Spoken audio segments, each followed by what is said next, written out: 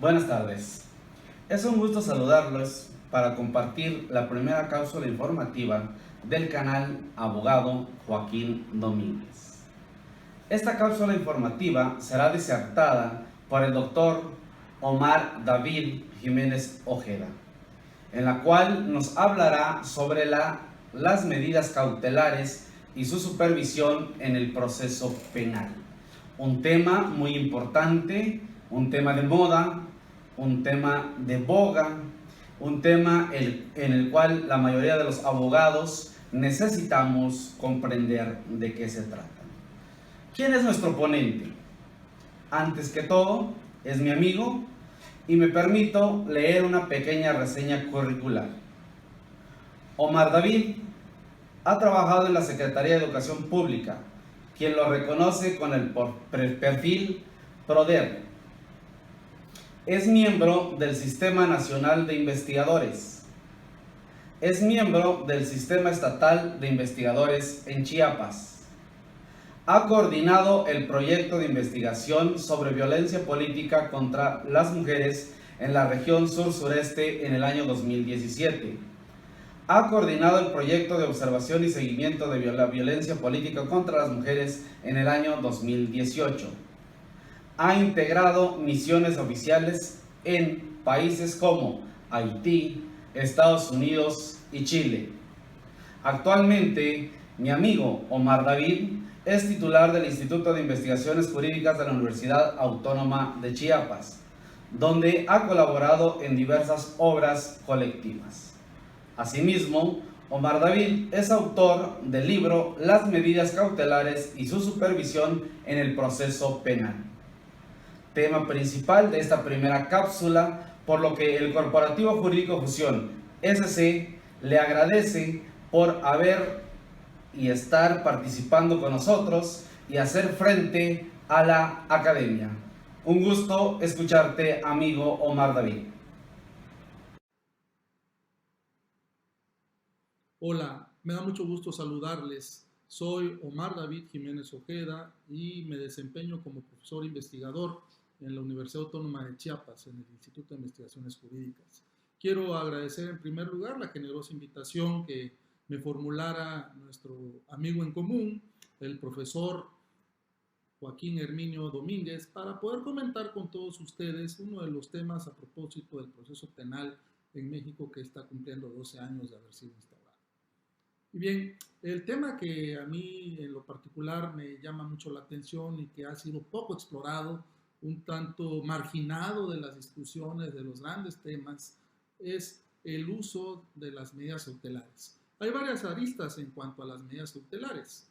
Podemos hablar, por supuesto, de la supervisión de las mismas, como sucede también en otros países cuando es dable la revisión, que incluso está legislado, cosa que en México todavía no lo está. Pero podemos hablar de que las medidas cautelares en el proceso penal, pues en efecto, carecen de una teoría propia, porque lo que sucedió es de que el proceso penal las atrae desde el proceso civil, desde la teoría del proceso civil. Y esto es así porque ya en el pasado, los años 30 del siglo anterior, Piero Calamandrei, que es un tratadista que todos hemos leído, pero que lo identificamos más en el derecho civil, pues él diseñaba las medidas cautelares y las definía como la protección o el instrumento que servía al proceso para proteger todo lo que se veía en el proceso y sobre todo proteger una eventual sentencia que llegaría. Ya Piero Calamandrei incluso, aunque no vamos a profundizar en mucho, definía cuáles eran las características de las medidas cautelares, la instrumentalidad, en fin. En el proceso penal lo que sucedió es de que las hemos atraído tal cual y entonces vemos que su diseño en ocasiones pues fallan para el fin al cual sirven. Pero en países latinoamericanos con procesos reformados, como puede ser Guatemala, como puede ser Chile, como puede ser Colombia, y lo que vemos en la experiencia mexicana es de que en una primera oleada de reformas, lo que sucede es de que desde el poder transformador de la ley, desde el poder reformador, el legislativo, lo que se intenta es diseñar las medidas cautelares y proteger el proceso en ese garantismo.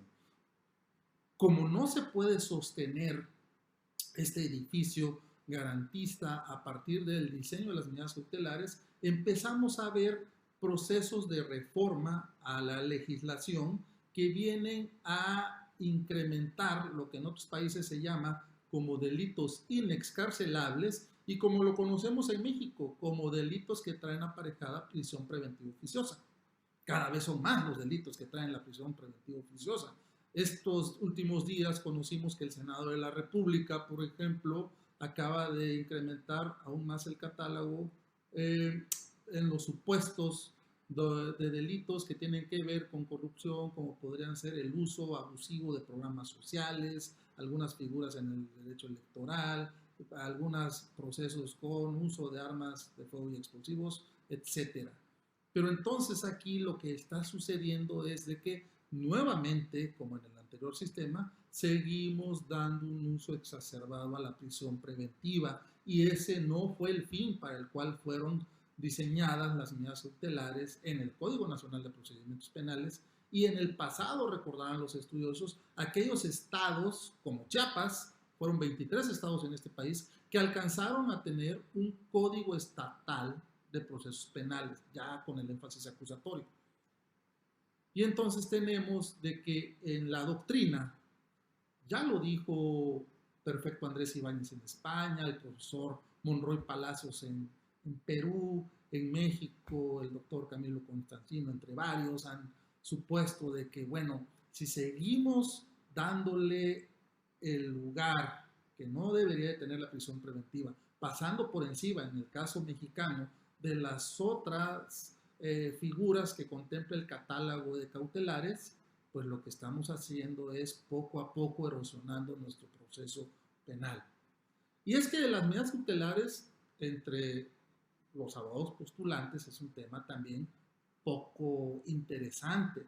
En el medio académico lo es también. Casi nadie quiere realizar una investigación seria a profundidad sobre las mismas, porque hay figuras que llaman más la atención y los reflectores dentro del proceso. Ahora está de moda que todos hablemos de criterios de oportunidad, ¿no? Dependiendo de quién esté ingresando al proceso.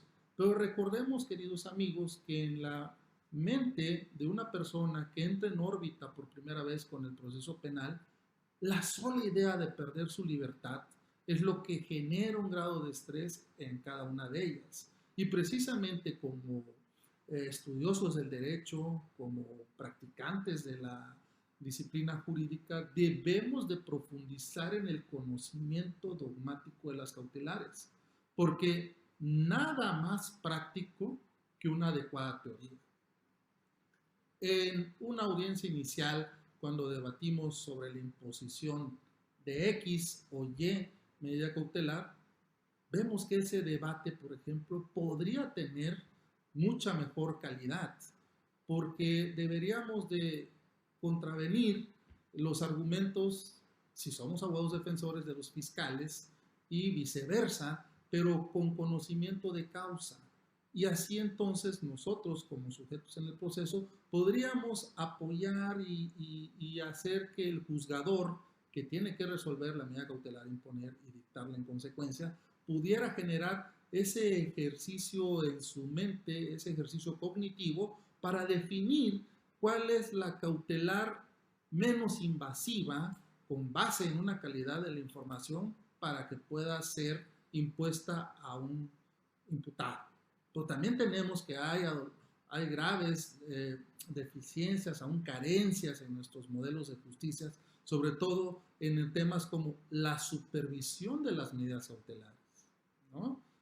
Son áreas de oportunidad que poco a poco deberíamos de estar trabajando.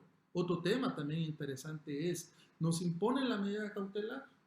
Todos sabemos que ninguna medida cautelar, o el caso de la prisión preventiva en particular, no podrá ir más allá de los 2 años de haberse impuesto, pero podemos debatir y solicitar al juzgador sobre la revisión de cualquier otra cautelar impuesta, porque las condiciones personales del imputado van modificándose conforme también el proceso va avanzando.